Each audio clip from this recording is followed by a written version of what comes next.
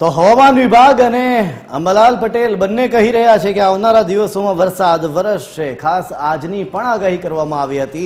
આજે 2 તારીખ છે। આજે કયા પ્રકારની આગાહી હતી સૌથી પહેલા એના ઉપર નજર કરીએ ગ્રાફિક્સના માધ્યમથી। તો આપ જોઈ શકો છો બનાસકાંઠા, સાબરકાંઠા, પાટણ, મહેસાણા, ગાંધીનગર, અમદાવાદ, અરવલ્લી સહિતના એ તમામ વિસ્તારો છે કે જ્યાં આજે ભારે વરસાદ વરસવાની સંભાવનાઓ હતી, આગાહી કરવામાં આવી હતી। પણ હા, ખાસ કરીને દક્ષિણ ગુજરાતનો જે આખો આ વિસ્તાર છે, દક્ષિણ ગુજરાતના વિસ્તારને છોડીને એક પણ વિસ્તારમાં આજે વરસાદ નથી વરસ્યો। આપ જોઈ શકો છો કે આ એ વિસ્તારો છે કે જ્યાં મધ્યમથી ભારે વરસાદની આગાહી કરાઈ હતી। જ્યારે સુરેન્દ્રનગર, બોટાદ, અમરેલી, ભાવનગર, ગીર સોમનાથ આ એ વિસ્તારો છે કે જ્યાં છૂટો છવાયો વરસાદ વરસવાની આગાહી કરવામાં આવી હતી। આપ જોઈ શકો છો બનાસકાંઠા, પાટણ, મહેસાણા, સાબરકાંઠા, ગાંધીનગર, ખેડા, અમદાવાદમાં પણ આજે વરસાદની આગાહી કરાઈ છે। હજી દિવસ પૂરો નથી થયો, સાંજ સુધીમાં કદાચ વરસાદ વરસી શકે છે અમદાવાદ ખાતે। તો પંચમહાલ, દાહોદ, નર્મદા, આણંદ, વડોદરા, છોટાઉદેપુર, ભરૂચ, સુરત, તાપી, ડાંગ, નવસારી અને વલસાડ આખો દક્ષિણ ગુજરાત સહિત મધ્ય ગુજરાતનો કેટલોક ભાગ કે જ્યાં આજે વરસાદ વરસી શકે એ પ્રકારની આગાહી કરવામાં આવી હતી। જો કે દક્ષિણ ગુજરાતના કેટલાક વિસ્તારોમાં આજે વરસાદ વરસ્યો છે। હવે આવતીકાલે શું પરિસ્થિતિ રહેશે 3 તારીખે એના ઉપર પણ એક નજર કરી લઈએ। તો આવતીકાલે પણ કંઈક માહોલ એવો જ જોવા મળી રહ્યો છે। આપ જોઈ શકો છો એ રીતે આ જે આખો વિસ્તાર છે મધ્ય ગુજરાત સાથેનો દક્ષિણ ગુજરાત સુધીનો જે આખો વિસ્તાર છે એ વિસ્તારમાં આવતીકાલે પણ ભારે પવનની સાથે વરસાદ વરસી શકે છે।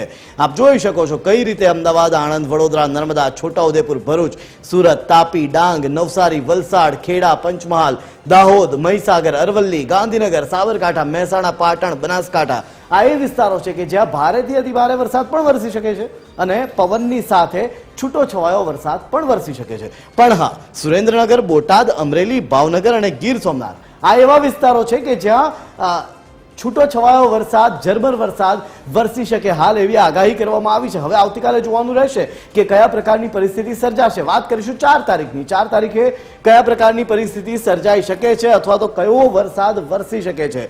આપને હાલ જે રીતે આ એલઈડીમાં જોઈ શકો છો આપ બનાસકાંઠા, પાટણ, મહેસાણા, સાબરકાંઠા, ગાંધીનગર ભારેથી અતિ ભારે વરસાદની આગાહી કરવામાં આવી છે। વરસાદનું સ્વરૂપ બદલાઈ શકે છે અને વરસાદ વધુ વરસી શકે એ પ્રકારની આગાહી આ તમામ વિસ્તારોમાં કરવામાં આવી છે। તો દક્ષિણમાં વરસાદનું જોર ઘટતું જોવા મળી રહ્યું છે 4 તારીખથી।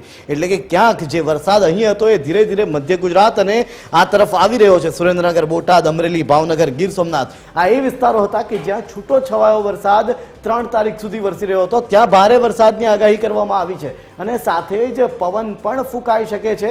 અંબાલાલ પટેલે પણ આ અંગે આગાહી કરી છે કે આવનારા દિવસોમાં વરસાદ વરસી શકે છે અને વરસાદનું જોર વધી પણ શકે છે। પણ હા, દક્ષિણ ગુજરાતમાં ફરી એક વખત હું આપને જણાવી દઉં, દક્ષિણ ગુજરાતમાં વરસાદનું જોર 4 તારીખથી ઘટતું જોવા મળી રહ્યું છે। હવે નજર કરીશું 5 તારીખે શું પરિસ્થિતિ સર્જાશે।